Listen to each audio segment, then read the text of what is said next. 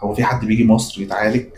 في سنة 2017 رحت أقدم على وظيفة، الوظيفة دي ما كانش ليها أي علاقة بالسياحة العلاجية، لكنها كانت في واحدة من المستشفيات. لما رحت هناك قالوا لي طيب أنت شغلك كان ليه علاقة بالشركات والسفارات، ما تيجي معانا.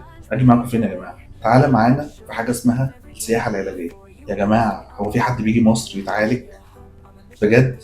ده أنا اعرف ان المستشفيات في مصر ما اعرفش عنها حاجه، مش معقول ان هي تبقى قويه لدرجه ان حد يسافر من بره مصر ويجي يتعالج في مصر. ساعتها اكتشفت موضوع السياحه العلاجيه، عرفت ان في ناس كتيره جدا تيجي من كل مكان في العالم علشان تيجي مصر تتعالج. النهارده في سنه 2025 احنا بقالنا 3 سنين في شركه ماكرو كير اسسنا شركه متكامله عندها كل مقدمي الخدمه في مصر، بتساعدك علشان تحصل على كل الخدمات الطبيه ايا ما كانت بلدك. لو ناوي تتعالج في مصر اختار ماكرو كير.